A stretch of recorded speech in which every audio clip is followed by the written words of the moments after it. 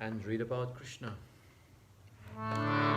Namaste Nrsimhaya Prahladadaine Hiranyakashipurvakshaha Shilatankanakalaye Ito Nrsimha Bharato Nrsimha Yato Yato Yamitato Nrsimha Bahir Nrsimha Hridaye Nrsimha Nrsimhamatim Sharanam Prapadye Nrsimhamatim Nrsimhamatim Sharanam Prapadye Tavakara Kamalavare Napamantasya Talita Hiranyakasipu Tanupringa Keshavarita Narahari Rupa Jaya Jagadisha Hare Jaya Jagadisha Hare Jaya Jagadisha Hare Jaya Nrsimhadev Nrsimhadev Nrsimhadev Jaya Nrsimhadev Jaya Prahlad Maharaj Prahlad Maharaj Prahlad Maharaj Jai Prahlad Maharaj Jaya Jaya Prabhupada Prabhupada Prabhupada Jaya Jaya Prabhupada Jai Nrsimhadev Prahlad Maharaj Prabhupada ki Jai Krishna Krishna Krishna Krishna Krishna Krishna Krishna Hey Krishna Krishna Krishna Krishna Krishna Krishna Krishna Hey Krishna Krishna Krishna Krishna Krishna Krishna Rakshamam Krishna Krishna Krishna Krishna Krishna Krishna Pahimam Rama Raghava Rama Raghava Rama Raghava Rakshamam Krishna Keshava Krishna Keshava Krishna Keshava Pahimam. We're just about to finish the prayers by the personified Vedas, chapter 86 in Krishna book. 2 pages left here. In the material nature, both the Supreme Lord and the living entities enter. The Supreme Lord Krishna, by one of his plenary expansions, manifests as the Karanodakashai Mahavishnu, the gigantic Vishnu form lying in the coastal ocean. Then, from that gigantic form of the Mahavishnu, the Karbodakashai Vishnu expands in every universe. From him, Brahma, Vishnu and Shiva expand.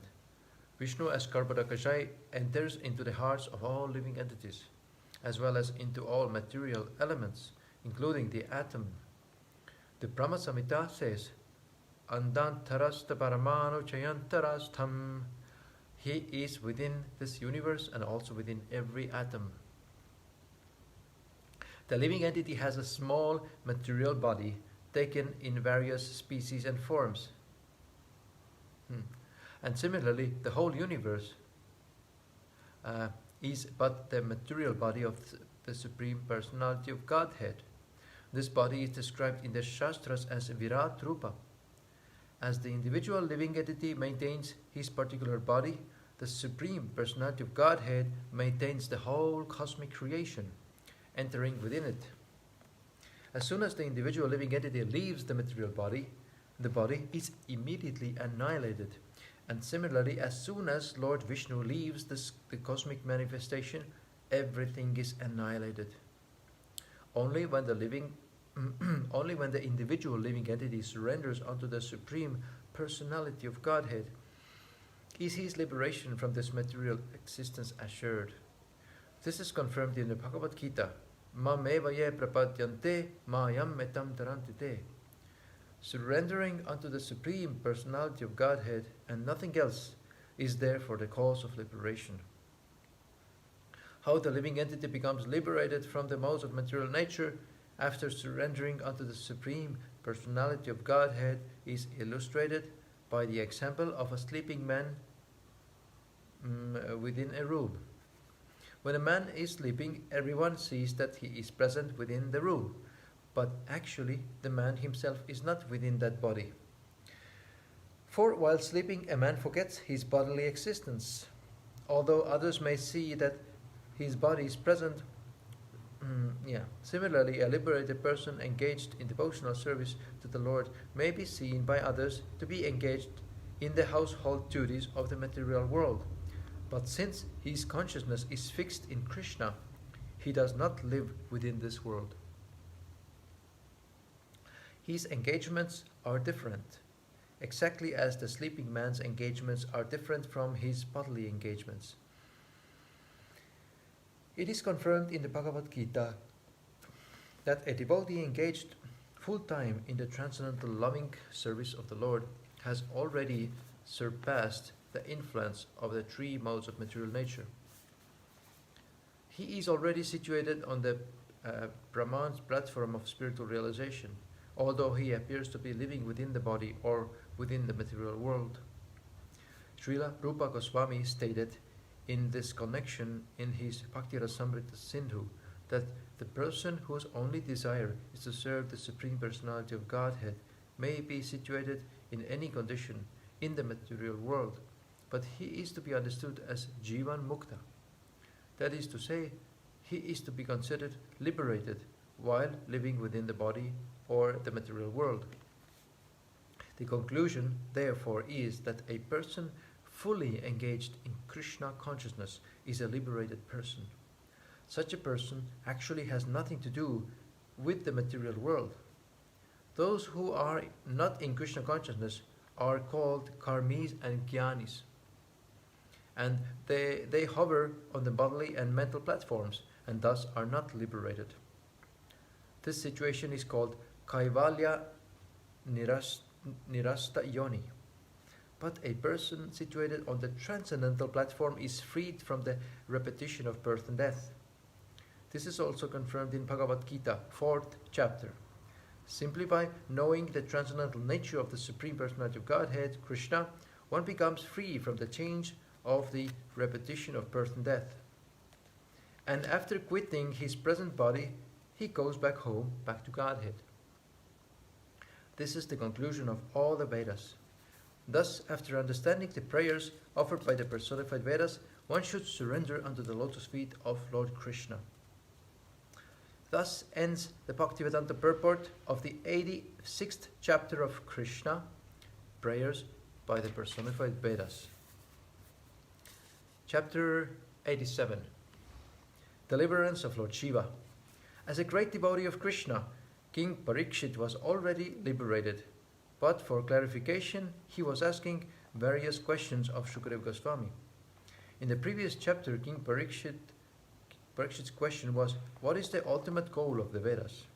And Shukadeva Goswami explained the matter, giving authoritative descriptions from the disciplic succession, beginning with Sanandana down to Narayana Rishi, Narada, Vyasadeva, and then he himself.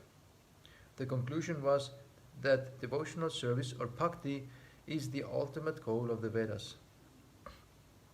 A neophyte devotee may question, if the ultimate goal of life or the conclusion of the Vedas is to elevate oneself to the platform of devotional service, then why is it observed that a devotee of Lord Vishnu is generally not very prosperous materially, whereas a devotee of Lord Shiva is found to be very opulent? In order to clarify this matter, Parikshit Maharaj asked Shukadeva Goswami, My dear Shukadeva Goswami, it is generally found that those who engage in the worship of Lord Shiva, whether in human, demoniac or demigod society, become materially very opulent, although Lord Shiva himself lives just like a poverty-stricken person. On the other hand, the devotees of Lord Vishnu, who is the controller of the khajas of fortune, do not appear very prosperous, and sometimes they are even found living without any material opulence at all. Lord Shiva lives underneath a tree or in the snow of the Himalaya mountains. He does not even construct a house for himself, but still he worships. The worshippers of Lord Shiva are very rich. Krishna or Lord Vishnu, however, lives very opulently, whether in Vaikuntha or in this material world, but his devotees appear poverty-stricken. Why is this so? Oh, we have a guest here. Have a guest. Surprise guest. Absolutely unexpected guest. If you like, you can read to us today. I was doing some cooking. Sure. Maharaj Parikshit, yeah? Yeah. Maharaj Parikshit, this question is very intelligent.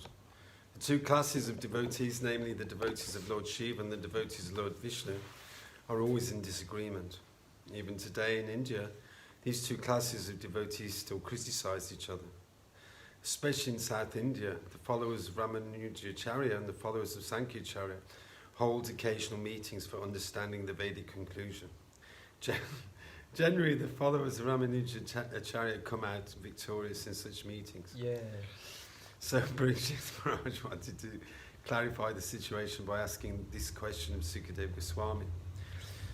The Lord Shiva lives as a poor man, although his devotees appear very opulent, whereas Lord Krishna or Lord Vishnu is always opulent, and yet his devotees appear poverty-stricken. Is a situation which appears contradictory and puzzling to a discriminating person.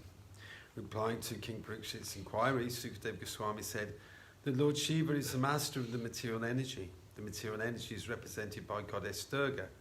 And because Lord Shiva happens to be a husband, Goddess Durga is completely under his subjugation. Hare Krishna.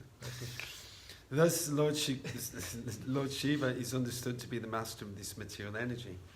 The material energy is manifested in three qualities, namely goodness, passion and ignorance. And therefore, Lord Shiva is the master of these three qualities.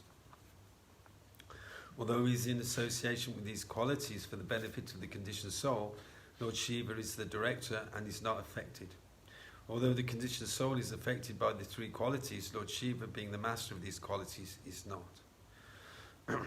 From the statements of Sukadeva Goswami, we can understand that the effects of worshipping different demigods are not, as some less intelligent persons suppose, the same as the effects of worshipping Lord Vishnu.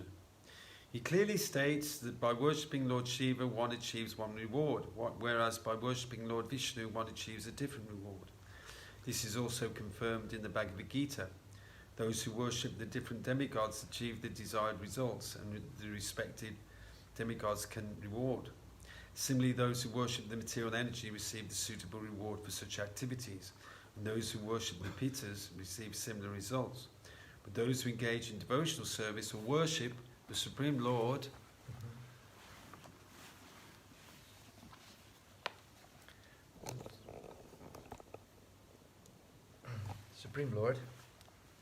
Vishnu or Krishna go to the Vaikuntha planets or Krishna Loka. One cannot approach the transcendental region or Paravyoma, the spiritual sky, by worshipping Lord Shiva or Lord Brahma or any other demigod. Since this material world is a product of the three qualities of material nature, all varieties of manifestations come from those three qualities. With the aid of materialistic science, modern civilization has created many machines and comforts. Yet they are only varieties of the interactions of the three material qualities. Although the devotees of Lord Shiva are able to obtain many material acquisitions, we should know that they are simply collecting products manufactured by the three qualities. The three qualities are again subdivided into 16, namely 10 senses, 5 working senses, and 5 knowledge-acquiring senses. The mind and the 5 elements, earth, water, air, fire, and sky. These 16 items are further extensions of the three qualities. Material happiness or opulence means gratification of the senses, specifically the genitals, the tongue, and the mind. By exercising our minds, we create many pleasurable things just for enjoyment by the genitals and the tongue. The opulence of a person within this material world is estimated in terms of his exercise of the genitals and the tongue. Or, in other words, how well he is able to utilize his sexual capacities and how well he is able to satisfy his fastidious taste by eating palatable dishes. Material advancement of civilization necessitates creating objects of enjoyment by mental concoction just to become happy on the basis of these two principles: pleasures for the genitals and pleasures for the tongue. Herein lies the answer to King Parikshit's question to Sukadeva Goswami as to why the worshippers of Lord Shiva are so opulent. Herein lies the answer to King Parikshit's questions to Sukadeva Goswami as to why the worshippers of Lord Shiva are so opulent. The devotees of Lord Shiva are only opulent in terms of the material qualities. Factually, such so-called advancement of civilization is the cause of entanglement in material existence. It is actually not advancement, but degradation. The conclusion is that because Lord Shiva is the master of the three qualities, his devotees are given things manufactured by the interactions of these qualities for satisfaction of the senses. So the conclusion, I repeat, the conclusion is that because Lord Shiva is the master of the three qualities, his devotees are given things manufactured by the interactions of these qualities for satisfaction of the senses. In the Bhagavad Gita, however, we get instruction from Lord Krishna that one who has to transcend the qualitative existence. Krishna instructed that one has to transcend the qualitative existence. Nistraigunyo Bhavarjuna. The mission of human life is to become transcendental to the three qualities. Unless one is Nistraigunya, he cannot get free from material entanglement. In other words, favours received from Lord Shiva are not actually beneficial to the conditioned soul, although such facilities seem opulent. Sukadeva Goswami continued, the Supreme Personality of Godhead, Hari, is transcendental to the three qualities of material nature. It is stated in the Bhagavad Gita that anyone who surrenders unto him surpasses the control of the three qualities of material nature. And therefore, since Hari's devotees are transcendental to the control of the material qualities, these three material qualities, certainly he himself is transcendental. It is stated therefore in the Srimad Bhagavatam that Hari or Lord Krishna or Krishna is the original Supreme Personality. There are two kinds of prakritis or potencies, namely the internal potency and the external potency. And Krishna is the overlord of both. He is Sarvadak, or the overseer of all the actions of internal and external potencies. And he is also described as Upadrasta,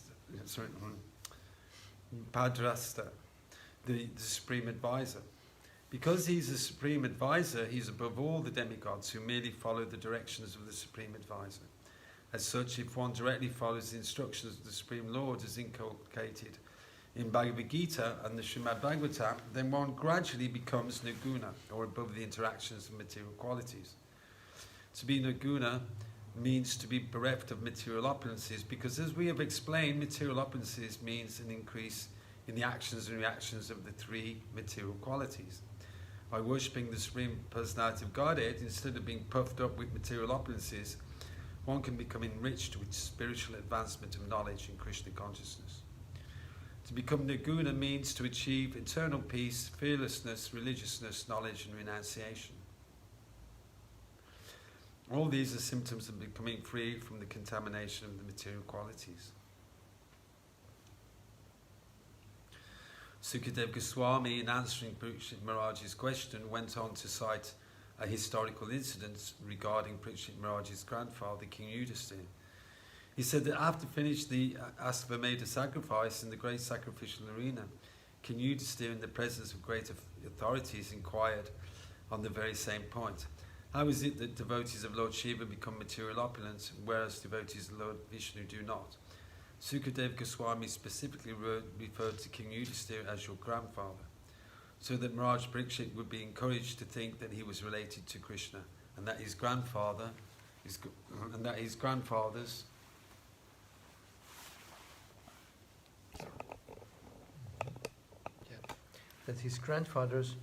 were intimately connected with the Supreme Personality of Godhead.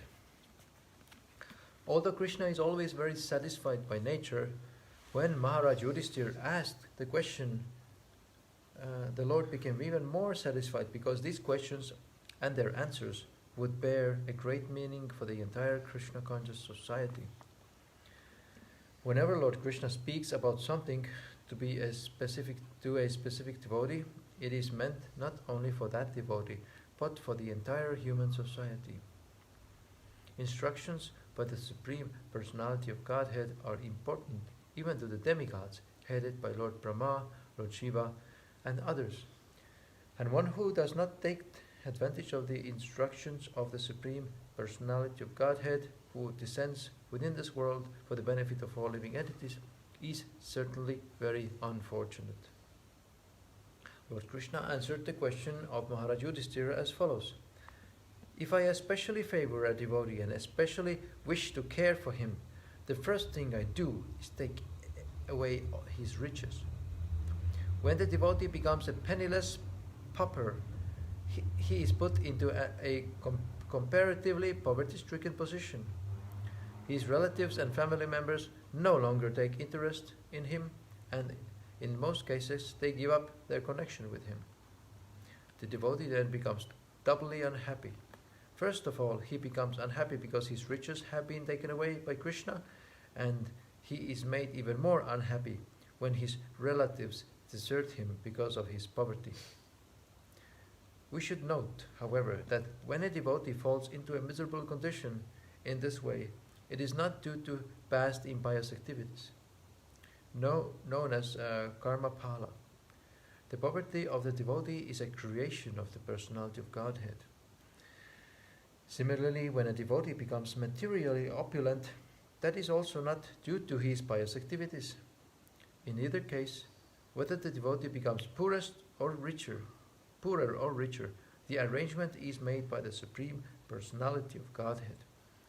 This arrangement is especially made by Krishna for his devotee just to make him completely dependent upon him and to free him from all material obligations. He can then concentrate his energies, mind and body, everything for the service of the Lord, and that is pure devotional service. In the Narada Pancharatra, it is therefore explained, Sarvabadhi Vinirmuktam, which means being freed from all designations. Works performed for family, society, community, nation, or humanity are all designated. I belong to this society, I belong to this community, I belong to this nation, I belong to this species of life.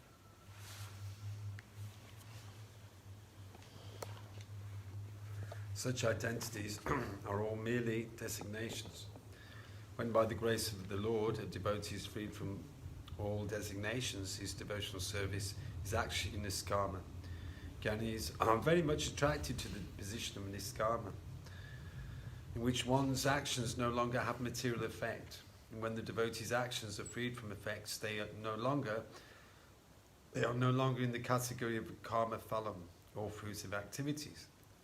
As explained before by the personified Vedas, the happiness and distress of a devotee are produced by the personality of Godhead, and the devotee therefore does not care whether he's in happiness or distress. He goes on with his duties in executing devotional service. Although his behavior seems to be subject to the actions and reactions of fruits of activities, he's actually free from the results of action. It may be questioned why a devotee is put into such tribulation by the personality of Godhead. The answer is that this kind of arrangement by the Lord is just like a father's sometimes becoming unkind to his son, because the devotee is a surrendered soul and is taken charge by the Supreme Lord. Whenever the Lord puts him into any condition of life, either in distress or in happiness, it is understood that behind this arrangement is a large plan designed by the personality of Godhead. For example, Lord Krishna puts the Pandavas into a distressed condition, so acute that even Grandfather Bhishma could not comprehend how such distress could occur. He lamented that although the whole Pandava family was headed by King Yudhisthira, the most pious king, and protected by two great warriors, Bhima and Arjuna, And although, above all, the Pandavas were all intimate friends and relatives of Lord Krishna, they still had to undergo such tribulations. Later, however, it was proved that this was planned by the Supreme Personality of Godhead Krishna as part of his great mission to annihilate the miscreants and protect the devotees. Another question may be raised, since the devotee is put into different kinds of happy and distressful conditions by the arrangement of the Supreme Personality of Godhead, and a common man is put into such conditions as a result of his past deeds, then what is the difference? How is the devotee any better than the ordinary karmi? The answer is that the karmis and devotees are not on the same level. In whatever condition of life the karmi may be, he continues in the cycle of birth and death, because the seed of karma or fruit of activity is there, and it fructifies whenever there is an opportunity.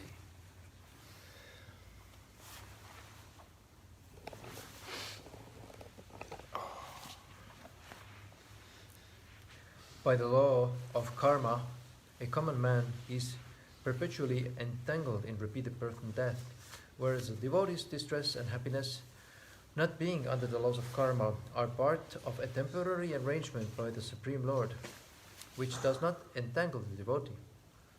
Such an arrangement is made by the Lord only to serve a temporary purpose. If a karmi performs auspicious acts, he is elevated to the heavenly planets, and if he acts impiously, he is put into a hellish condition. But whether a devotee acts in a so-called pious or impious manner, he is neither elevated nor degraded, but is transferred to the spiritual kingdom. Therefore, a devotee's happiness and distress and a karmi's happiness and distress are not on the same level. This fact is corroborated by a speech by Yamaraj to his servants in connection with the liberation of Ajamil. Yamaraj advised his followers that persons who have never uttered the holy name of the Lord, nor remembered the form, quality, and pastimes of the Lord, should be approached by his watchguards. Yamaraj also advised his servants never to approach the devotees. On the contrary, he instructed his messengers that if they meet a devotee, they should offer their respectful obeisances. So there is no question of a devotees being promoted or degraded within this material world, as there is a gulf of difference between the punishment awarded by the mother and the punishment awarded by an enemy. So a devotee's distress is not the same as the distress of a common karmi. Here another question may be raised. If God is all-powerful, why should he try to reform his devotee by putting him in distress? The answer is that when the Supreme Personality of Godhead puts his devotee in distress, it is not without purpose. Sometimes the purpose is that in distress, a devotee's feelings of attachment to Krishna are magnified. For example, when Krishna, before leaving the capital of the Pandavas for his home, was asking for permission to leave, Kunti Devi said, "My dear Krishna, in our distress you were always